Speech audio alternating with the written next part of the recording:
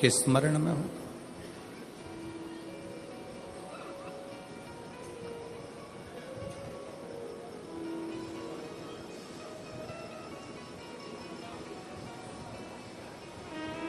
शिव जी की गोद में मां आद्य शक्ति, मां दुर्गा भवानी, मां पार्वती जी बैठी हैं। इस गोद में श्री कार्तिकेय जी बैठे हैं और पार्वती जी की गोद में श्री गणेश जी महाराज बैठे हैं। जरा स्मरण करिएगा, कभी यदि आपके सामने ऐसा कोई फोटो, ऐसा कोई चित्र व्हाट्सएप पर, सोशल मीडिया में आए तो इसमें संशय मत करना, इसको समझना कि शिवजी ने अपनी गोद में, भगवान शंकर ने अपनी गोद में पार्वती जी को बिठा कर रखा है और पार्वती जी की गोद में श्री गणेश जी महाराज हैं। शिवजी की दूसरी गोद में, दूसरी जंघा पर भगवान श्री षडानंद कार्तिकेय जी विराजमान। और इस दर्शन को राजा चित्ररथ ने देख लिया। राजा चित्ररथ,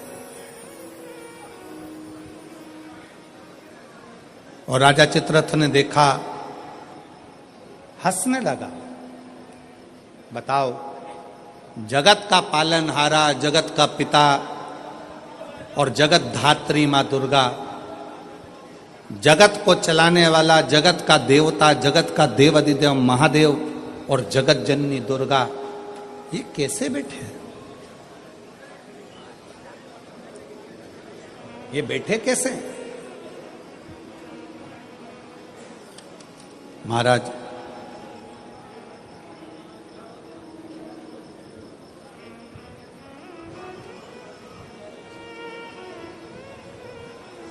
राजा चित्ररथ ने पार्वती जी को और शिव जी को बैठा देखकर मन में गलत भाव उत्पन्न कर लिया, गलत विचार।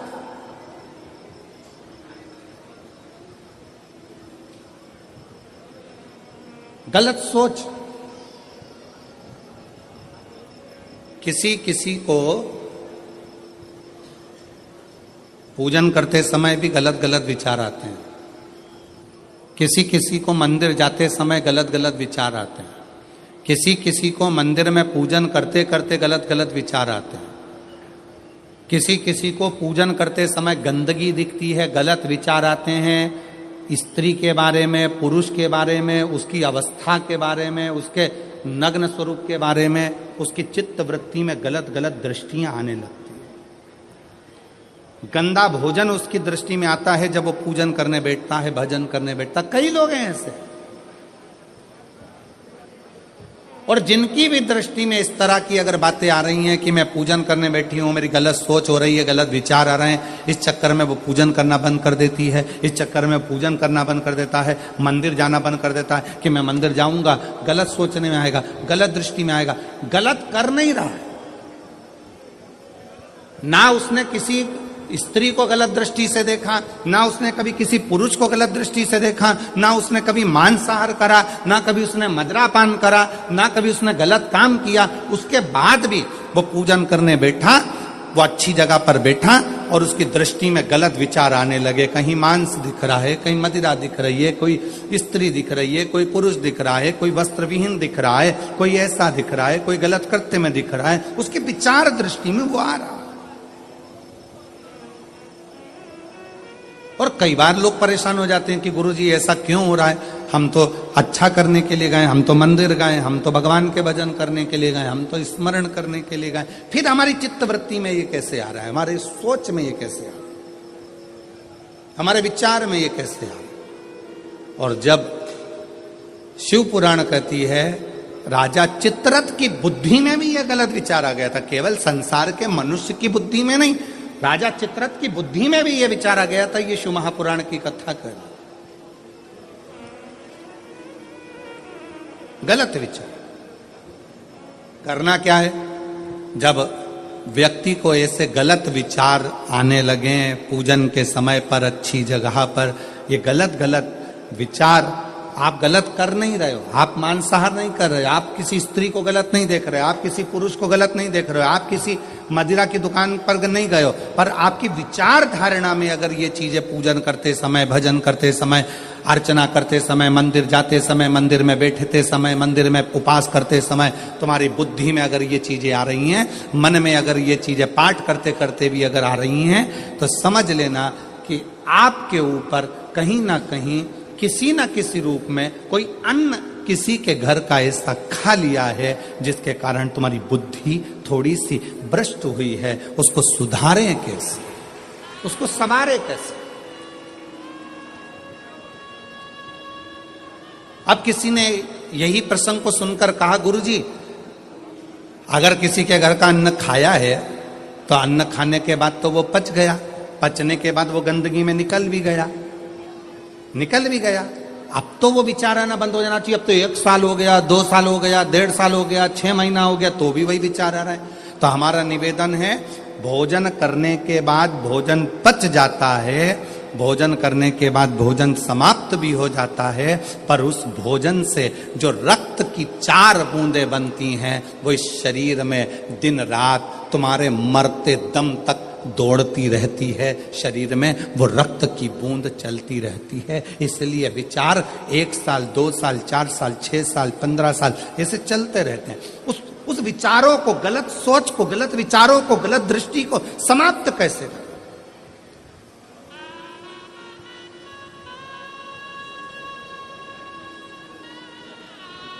राजा चित्ररथ का चरित्र कर, तब राजा चित्ररथ ने गलत विचार से पार्वती जी और शिव जी को देख लिया, गलत विचार से। शिव जी कुछ नहीं बोले, कुछ नहीं, पर पार्वती मैया ने राजा चित्ररथ को श्राप दे दिया, श्राप।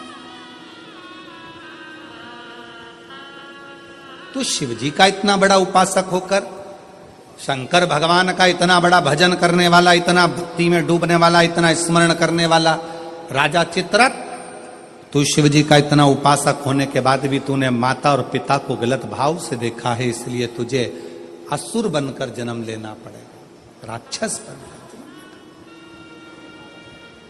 फिर वो चित्ररथ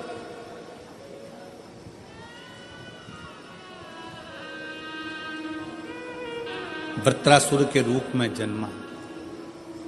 क्या नाम हुआ था उसका? वृत्रासुर, जिसको इंद्र ने मारा था दधीचि ऋषि की अस्थियों से। गलत विचार। क्या करा जाए? राजा चित्ररथ को जब श्राप लग गया असुर बनने का, राक्षस बनने का, तो राजा चित्ररथ ने हाथ जोड़कर शिवजी से पूछा, मेरी मुक्ति का साधन बताओ। शंकर भगवान नहीं बोले। चित्ररथ तुमरुका जी के पास गया, तब तुमरुका जी जो वक्ता हैं, तुमरुका जी जो कथा कह रहे हैं, तुमरुका जी जो भगवान शिव का गुणगान कर रहे हैं, वो तुमरुका जी ने कहा, चित्ररथ एक काम कर, कामधेनु गाय का दूध का घृत ला और उस घृत से तू शिव का अभिषेक कर, शंकर का अभिषेक।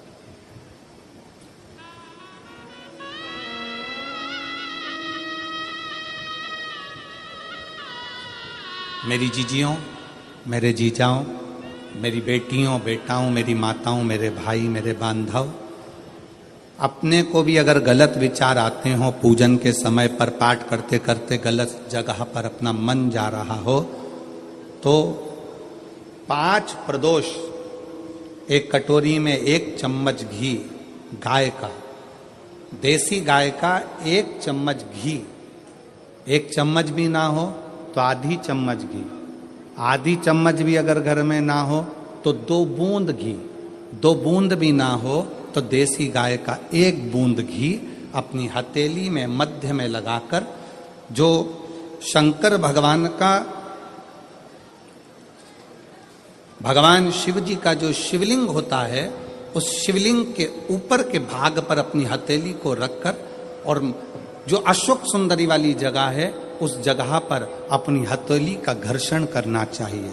लगभग 5 प्रदोष अगर आपने कर लिया तो निश्चित है आपकी बुद्धि में कभी गलत विचार पूजन करते समय आएगा ही नहीं और गलत दृष्टि की ओर जाओ।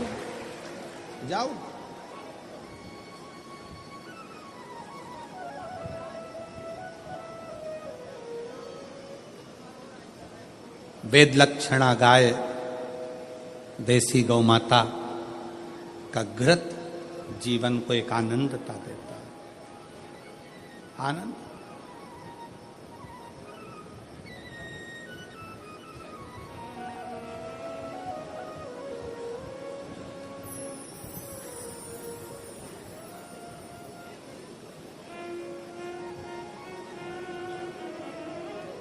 भारत के इतिहास में संसद भवन में बैठकर रात रात भर मंथन कर कर जो वक्फ बोर्ड बिल पर संशोधन किया गया, उसके लिए पूरे प्रशासन को बहुत बहुत साधुता, बहुत साधु।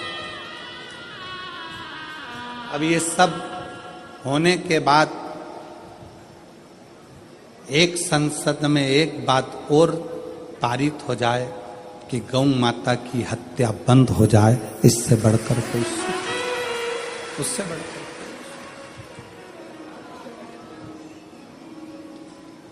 गौ माता का, देसी गाय का घृत, वेद लक्षणा गाय का एक बूंद घृत हाथ की हथेली पर लगाकर शिवलिंग के ऊपर और अशोक सुंदरी की जगह पर घर्षण करने से जो गलत विचार, गलत सोच, गलत दृष्टि, गलत भाव, ये समाप्त हो जाता, समाप्त हो।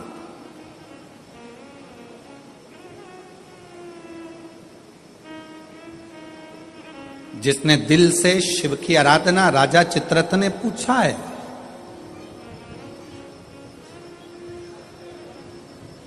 राजा चित्ररथ ने विचार किया कि ये राजा चित्ररथ कह रहे हैं कि मुझे बताओ कि मेरी मुक्ति कैसे हो, मोक्ष कैसे होगा। मैंने तो गलत सोच लिया, मैंने तो गलत विचार कर लिया, मैंने तो गलत दृष्टि रख ली, मेरी बुद्धि में तो ये गलत भाव आ गए, मुक्त कैसे। कल की कथा में कहा था, जीवन में कितना भी दुख आ जाए, कितनी भी तकलीफ आ जाए, कितना भी कष्ट आ जाए, उस ईश्वर को मत भूलो, ईश्वर को, शिव को मत।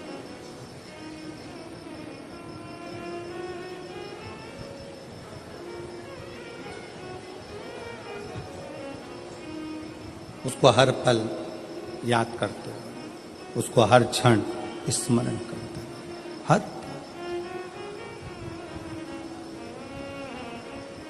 ओ भोले रे तेरे बिना भी क्या जीना, ओ बाबा रे तेरे बिना भी क्या जीना। फूलों की कलियों में, काशी की गलियों में, फूलों की कलियों में, काशी की गलियों में, तेरे बिना कुछ कहीं ना, तेरे बिना भी क्या जीना, ओ बाबा रे तेरे बिना भी क्या जीना, ओ शंभू रे तेरे बिना भी क्या जीना। फूलों की कलियों में, काशी की गलियों में, फूलों की कलियों में, काशी की गलियों में, तेरे बिना कुछ कहीं ना, तेरे बिना भी क्या जीना, ओ बाबा रे, तेरे बिना भी क्या जीना, ओ शंभू रे, तेरे बिना भी क्या जीना। उस शिव की हर पल याद करते रहो, हर घड़ी।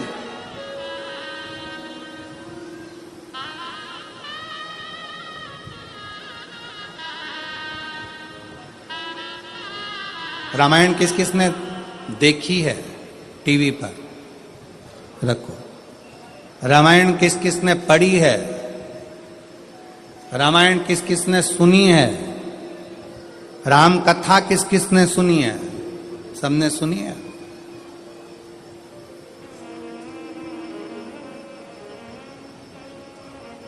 राम जी पर ऐसा कौन सा दुख था जो नहीं आया? विचार करिएगा। राज सिंहासन मिलने वाला था और 14 वर्ष के लिए, बोलो बोलो जम के बोलो, वन।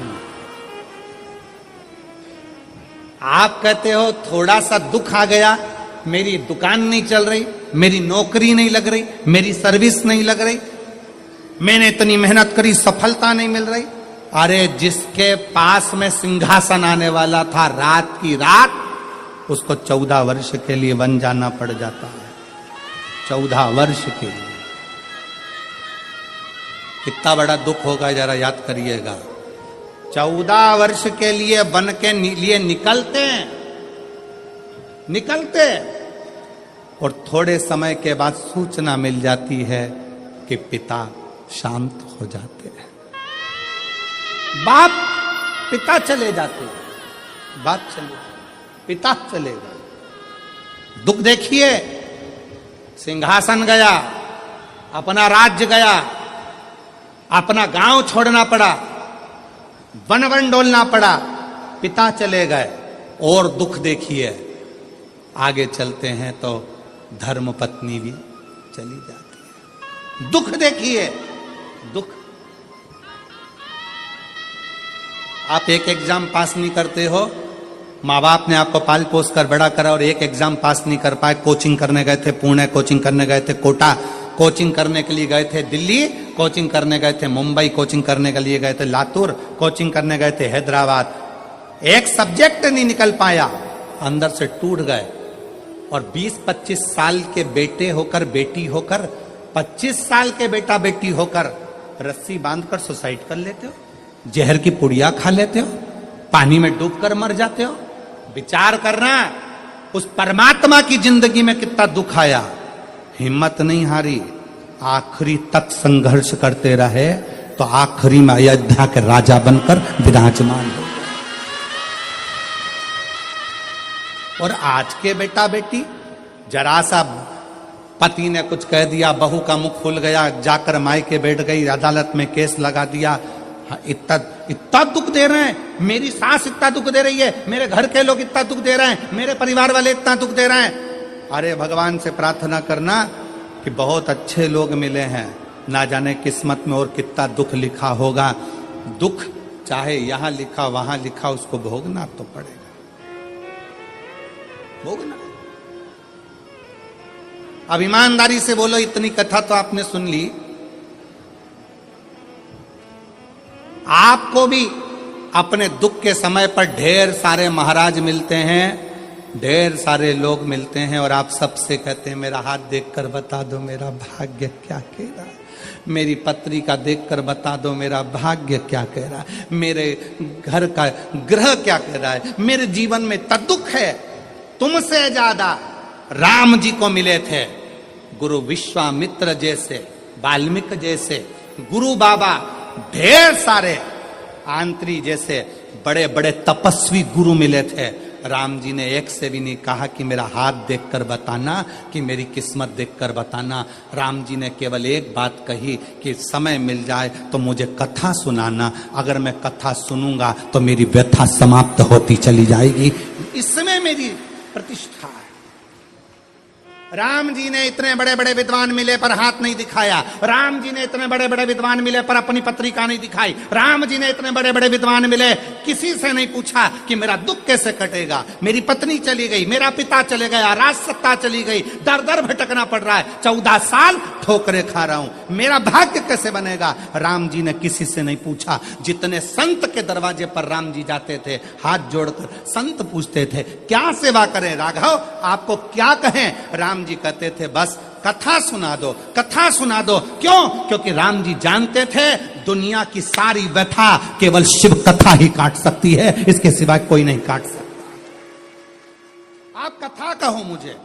जितने संत मिलते थे वो कथा कहते थे, कथा सुनते थे राघव, कथा श्रवण करते थे राघव, और अपने पथ पर चलते चलते पार्थिव शिवलिंग का निर्माण करते थे राघव।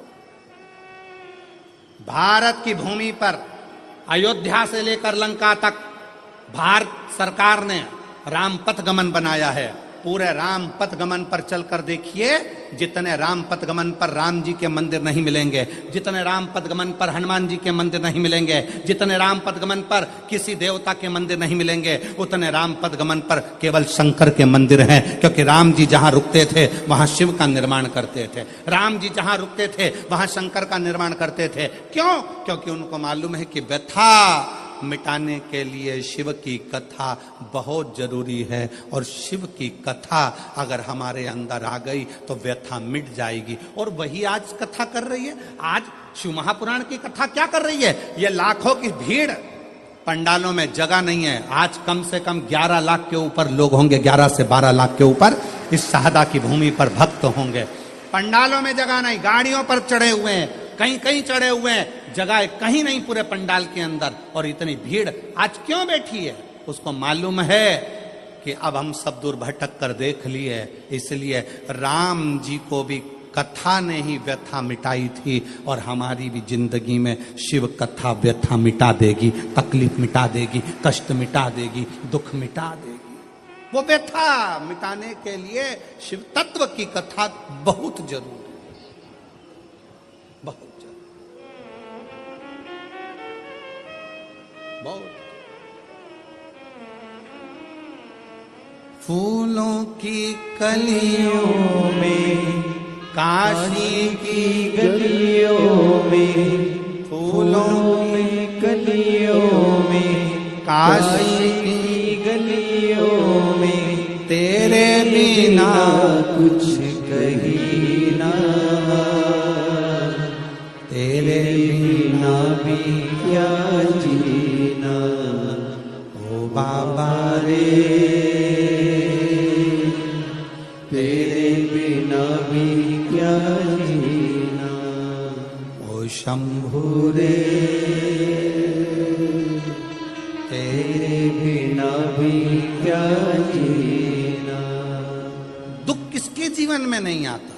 अच्छी दुकान चलते चलते बंद हो जाती है, फैक्ट्री चलते बंद हो जाती है, व्यापार चलते बंद हो जाता है, परिवार टूटने की कतार पर आ जाता है, भाई भाई का द्रोही हो जाता है, परिवार नाते रिश्ते कुटुंब कबीले सब बुरे होते चले जाते हैं। जब दुख आता है सब साथ छोड़ जाते हैं। उस दुख में ये विचार मत करना कि मुझे सुसाइड करना है, मरना है, या ये करना है या वो करना है। नहीं, दुख का सामना करना, सामना।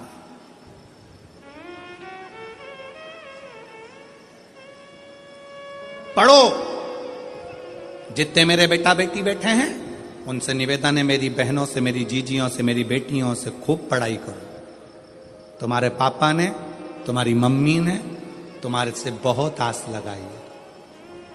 घर के लोग तो मना कर रहे थे कि बेटी को बाहर मत भेजो, पर तुम्हारे पापा ने जिद कर कर, माँ भी मना कर रही थी मत भेजो, आज का माहौल ठीक नहीं है। पर एक बाप का बेटी पर भरोसा कितना होता है कि अपनी बेटी को बाहर गांव पढ़ने के लिए भेज देता है। अपने बाप के, अपने पिता के, अपने पापा के भरोसे को टूटने मत देना मेरी बेटी।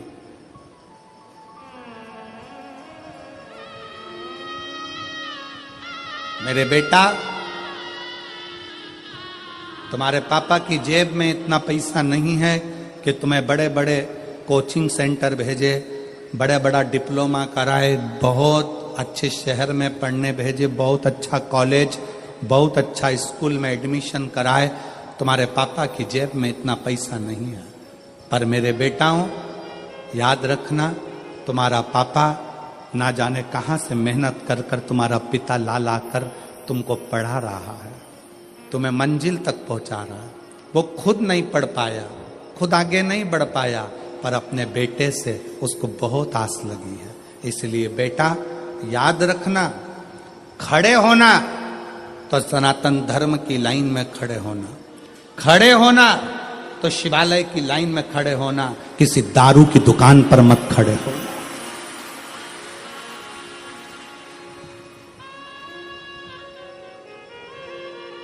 जब नवयुवक बेटा बेटी किसी दारू की दुकान पर खड़े दिखते हैं लाइन लगाकर, उनको देखकर दिल दुखता है कि पापा ने कितना पैसा खर्च कर कर पुणे पढ़ने के लिए भेजा है, बाहर गांव विद्याध्ययन के लिए भेजा। थोड़ा सा आप सियोर वाले महाराज का कहना मत मानो, पर अपने पापा का मुख तो देखो। बेटियों से निवेदन है,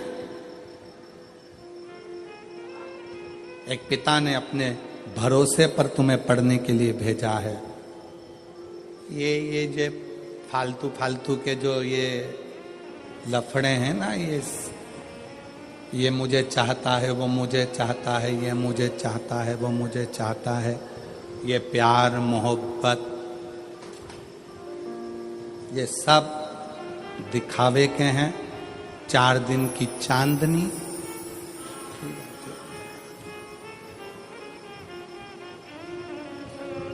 जो कहता है मैं तुझे रानी बनाकर रखूंगा, घर लाते से ही नौकरानी बना देता है। इसलिए सावधान, सावधान, सावधान। अपने पिता के अरमानों को टूटने मत दो। किसी आड़े तेड़े नत्थु खेरे की ओर तुम्हारी दृष्टि ना जाए। अपने अरमानों को, अपने पिता के अरमानों को ध्यान रखो। गलत सोच जा रहा है, गलत दृष्टि जा रही है, गलत जगह अपना मन जा रहा है, तो देसी गाय का घृत थोड़ा सा हाथ में लगाकर, भले 1 चम्मच ना हो, 1 कटोरी ना हो, आधी चम्मच भी ना हो तो 2, आधी चम्मच ना हो तो 2 बूंद ना हो तो 1। जैसे संत कहते हैं ना, 24 घंटा भजन करो, 24 घंटा नहीं कर पाओ तो 12 घंटा करो, 12 घंटा भजन नहीं कर सकते तो 6 घंटा करो, 6 घंटा भजन नहीं कर सकते तो 3 घंटा करो, 3 घंटा भजन नहीं कर सकते तो 1.5 घंटा करो, 1.5 घंटा नहीं कर सकते तो 1 घंटा, 1 घंटा भगवान को याद नहीं कर सकते तो आधा घंटा करो, आधा घंटा भगवान का भजन नहीं कर सकते तो 15 मिनट, 15 मिनट नहीं कर सकते तो 5 मिनट, 5 मिनट नहीं कर सकते तो 2 मिनट, 2 मिनट भगवान का भजन नहीं कर सकते तो 1 मिनट, और 1 मिनट में भजन नहीं कर सकते तो चुल्लू भर पानी में डूब मरो।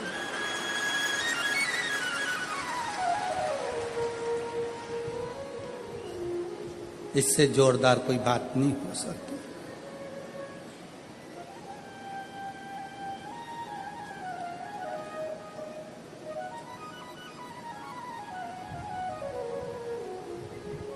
कितनी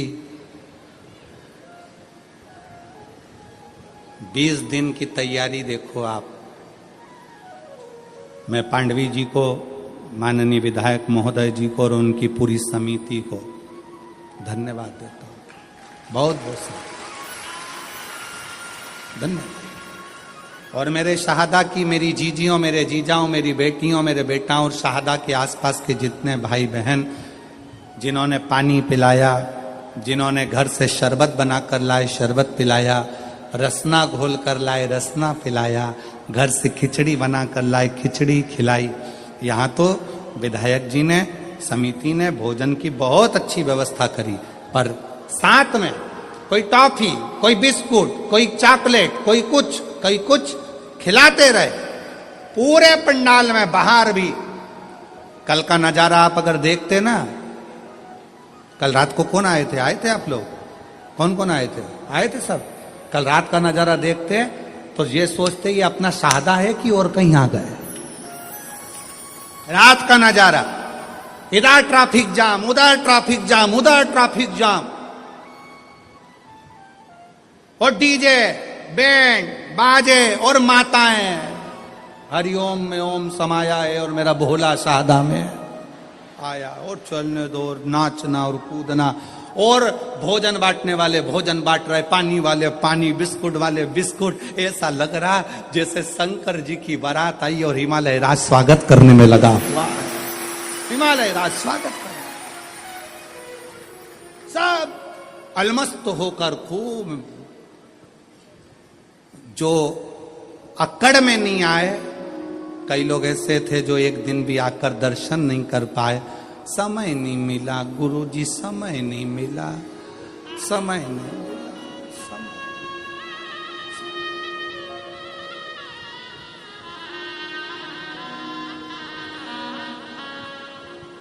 अरे भाई,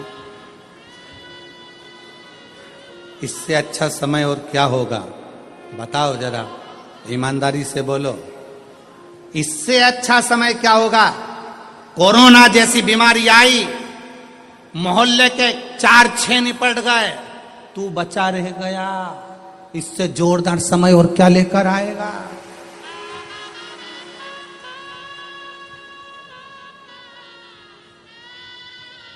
तू बचा रह गया, और जिसमें बीमारी थी, शुगर थी, बीपी था, थायराइड था, सब बीमारी थी, और चाहता तो कोरोना तुझे चिपक जाता। पर शंकर जी ने कहा रहने दे, सादा में कथा सुनेगा, काम आता बच्ची करे इसके लाके, रहने दे इसके नीचे।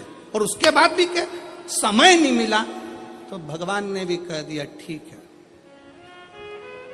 इतनी जोरदार कथा का आनंद नहीं ले पाया, समय नहीं मिला। मैंने तुझे कोरोना से बचाया इसलिए था कि सादा में जब विधायक जी कथा कराए तो आ जाना, तुझे बोले कौन? अरे भाई, मौका मिले, क्रिकेटर भी इंतजार करता रहता है कि बस ऐसी गेंद आने दो, ऐसा छक्का लगाऊंगा कि बाउंड्री पार। इंतजार करता है क्रिकेटर भी। ये बल्ला लेकर खड़ा है, और पीछे वाला विकेट कीपर जो पीछे खड़ा है, बिल्कुल नजदीक में, पूरी फील्ड में बल्ले वाले को टेंशन किसी से नहीं रहता, पास वाले से रहता है। उसी तरह सावधान, तुम्हें बर्बाद करने वाला कोई दूसरा नहीं होगा, तुम्हारे पास वाला ही होगा।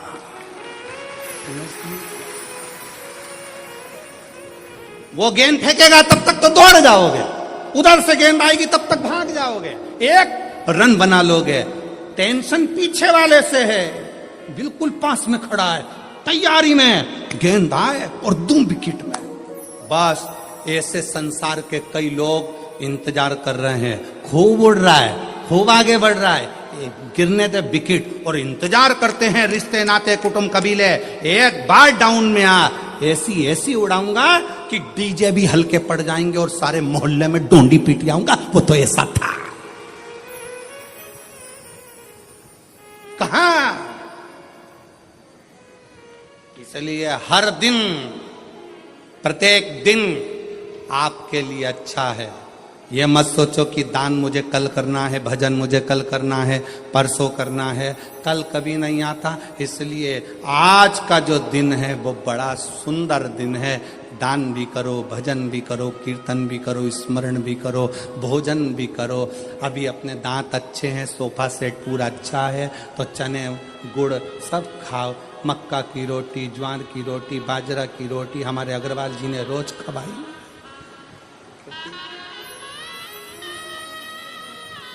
तीन बहुएं अग्रवाल जी की, और तीनों कंपटीशन में लगी रहती थी। आज मैं ये बनाऊंगी, दूसरी की आज मैं बनाऊंगी, तीसरी के मैं बनाऊंगी, तीनों लगी रहती।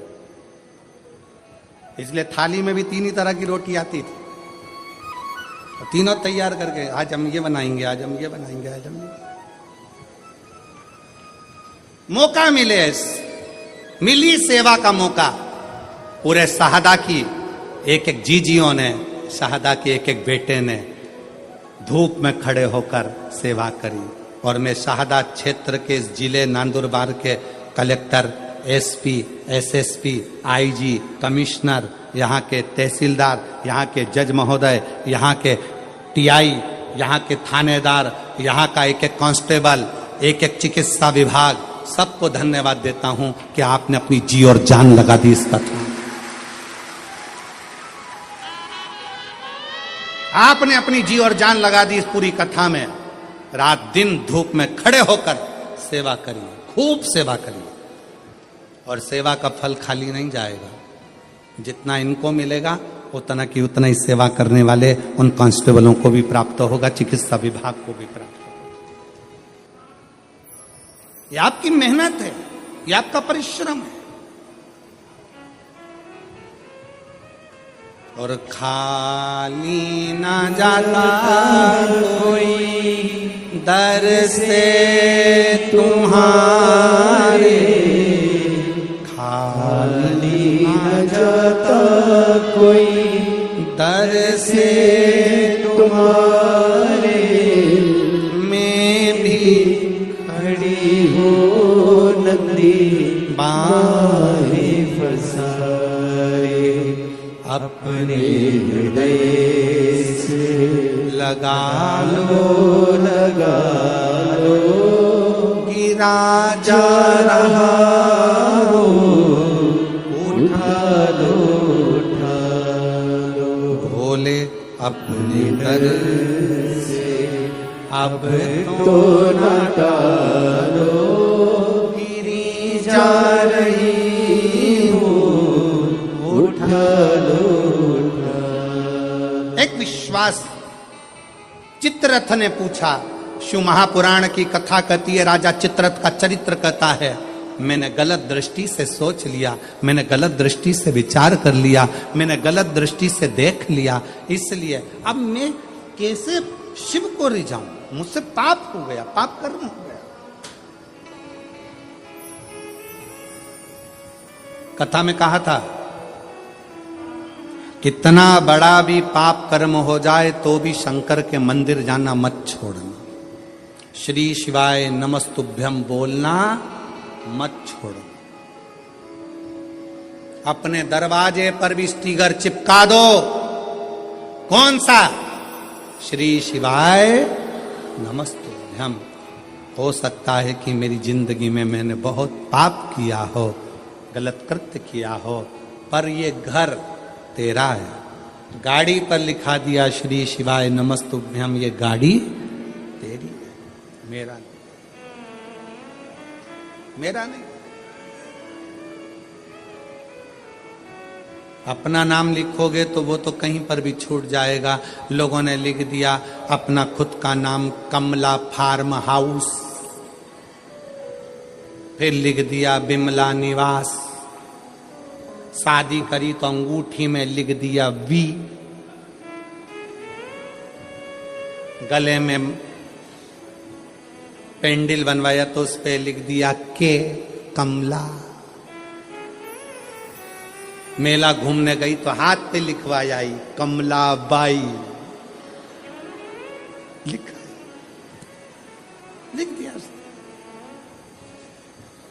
हम मरी, शरीर भी यहीं, पेंडिल भी यहीं, अंगूठी भी यहीं, फार्म हाउस भी यहीं, कुछ भी लेकर नहीं गई।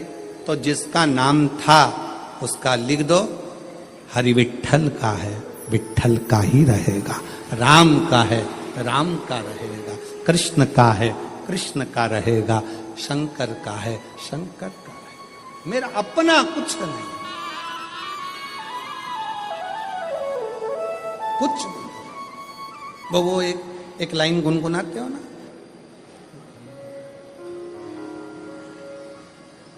भंवरे ने खिलाया फूल फूल को ले गया,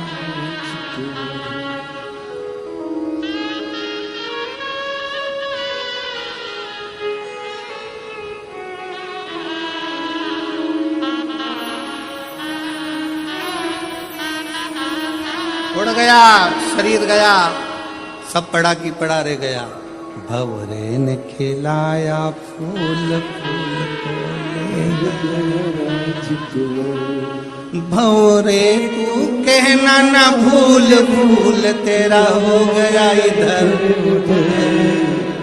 भौरे ने खिलाया फूल फूल ये सब पढ़ा रहा संसार छूट गया। उस लाइन पर ध्यान दें, भवरे तू कहना ना भूल भूल तेरा हो गया भवरे ने खिलाया फूल फूल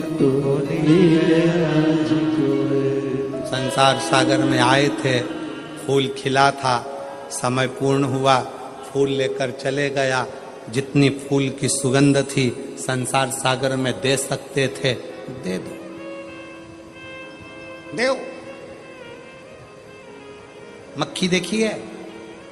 अरे बोलो तो जम के, मक्खी देखी है? अच्छी जम के बोलो, देखी है?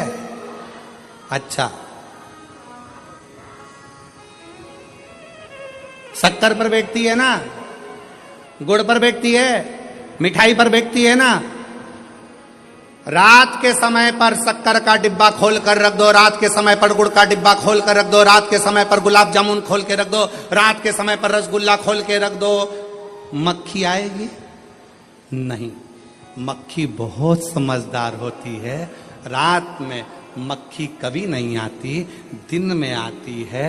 इसलिए मक्खी दिन में शक्कर के डब्बे के पास आती है, मक्खी दिन में गुड़ के पास आती है, पर मक्खी रात में नहीं आती। और यही शिव महापुराण की कथा